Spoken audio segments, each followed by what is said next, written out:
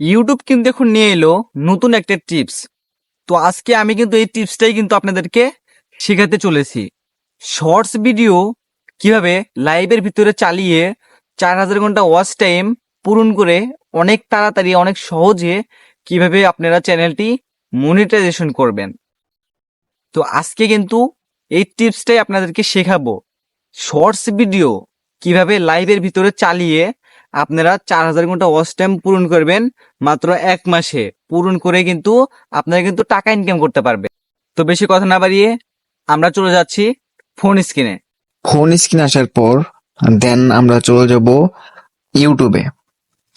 তো ইউটিউবে গিয়ে আমরা প্রোফাইলে চলে যাব। প্রোফাইলে এসে আমরা যে শর্টস গুলো নিব, তারপরে সুন্দর করে প্রোফাইলে আসার পর আমরা শর্টসে চলে যাব। যদি আমাদের এই চ্যানেল থেকে মানে আপনার নিজের চ্যানেল থেকে যদি আপনার এই শর্টস গুলো আপনি নিজে যদি ডাউনলোড করে লাইভের মাধ্যমে চালান, এই ক্ষেত্রে কিন্তু কোনো সমস্যা হবে না, কোন প্রকার কিন্তু সমস্যা হবে না। আপনি কিন্তু চাইলে আপনার যে ভিডিও ইউটিউবে আপলোড করছেন এই ভিডিও কিন্তু ডাউনলোড করে কিন্তু আপনি আবার লাইভের মাধ্যমে কিন্তু চালাতে পারবেন। তো এই ভিডিওগুলো কিন্তু আপনি ডাউনলোড করতে পারেন।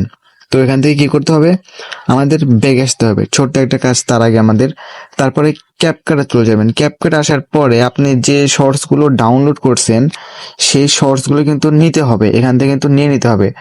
তো আমার কিছু শর্টস আমি নিয়ে নিলাম, 7টা আমি শর্টস নিয়ে নিলাম। শর্টস গুলো নেওয়া হয়ে গেলে এইভাবে অ্যাড করে আবার ক্যাপকাট এখানে চলে আসবো।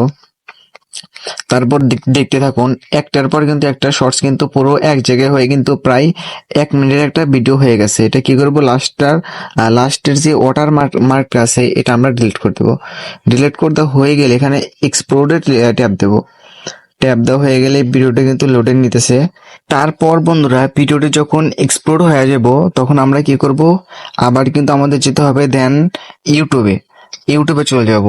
ইউটিউবে গিয়ে কিন্তু আমাদেরকে চলে যেতে হবে প্রোফাইলে যাওয়ার পরে এখানে কিন্তু যে প্লাস আইকনটা দেখতে পারতেছেন, এই প্লাস আইকনে ট্যাপ দিবেন। আপনারা প্লাস আইকনে ট্যাপ দেওয়ার পরে আপনারা ট্যাপ দিবেন যে পেন্সিল আইকনে, পেন্সিল যে দেখতে পারতেছেন এই পেন্সিল আইকনে ট্যাপ দিবেন।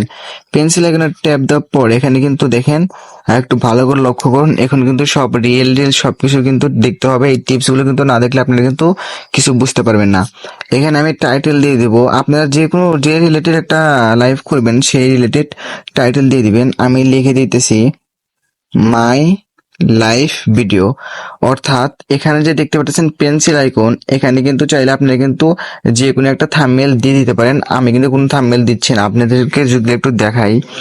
পেন্সিল আইকনে ট্যাপ দিবেন, তারপর দেখেন এখানে কিন্তু লেখা আছে আপলোড থাম্বনেল। আপনারা একটা যে কোনো একটা থাম্বনেল কিন্তু এখানে অ্যাড করতে পারেন চাইলে। তো আরেকটা এখানে যে দেখতে পাচ্ছেন পাবলিক্স, এখানে আপনাদের যদি আনলিস্টেড থাকে আপনারা কিন্তু অবশ্যই কিন্তু পাবলিশ করে দিবেন। তারপর এখান থেকে ব্যাক চলে আসবেন। ব্যাক চলে এসে এখানে যে দেখতে পাচ্ছেন ইয়েস, এখানে কিন্তু নো করে দিবেন। ইয়েস কিন্তু থাকা যাবে না, দূরেই কিন্তু নো থাকতে হবে। তারপর এখান থেকে ব্যাক চলে আসবেন। ব্যাক দেওয়া হয়ে গেলে এখনই কিন্তু রিয়েল টিপস, মানে এখানে কিন্তু রিয়েলটা এখানে যদি না দেখেন তাহলে কিন্তু বুঝতে পারবেন না। এই যে 3 নাম্বার যে বাটনটা দেখতে পারতেছেন, অর্থাৎ এই যে নিচের উপরে সেটিংস এর উপরে, তার উপরে কিন্তু দেখতে পারতেছেন এই যে দেখেন, আমি যদি একটু লোকেশনে দেখাই, এই বাটনে চালু করে দিবেন। এই বাটনে ট্যাপ দিয়ে কিন্তু চালু করে দিতে হবে। এটা না চালু করলে কিন্তু হবে না। এটা চালু করে দেওয়ার পরে আপনারা কি করবেন, নেক্সট বাটনে ট্যাপ দিবেন। নেক্সট বাটনে ট্যাপ দেওয়ার পর এখানে কিন্তু দেখেন গো ইট লেখা আছে, এখানে কিন্তু গো বাটনে ট্যাপ দিতে হবে।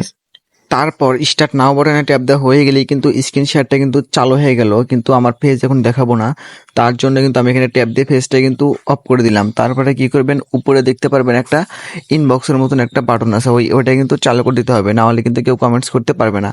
তারপরে কি করবেন, তারপরে আমরা মারবো হচ্ছে এখানে চলে যাব, মানে আমরা গ্যালারি চলে যাব। গ্যালারি চলে গিয়ে আমাদের যে ভিডিওটা আমরা লাইভে চালাবো সেই ভিডিওতে কিন্তু নিয়ে নিব। নেওয়া হয়ে গেলে সাউন্ড একটু কমিয়ে বাড়িয়ে দিয়ে, মানে বেশি করে সাউন্ড দিয়ে তারপরে গো লাইভে ট্যাপ দিবেন, তারপরে কিন্তু লাইভে নিয়ে যাবে।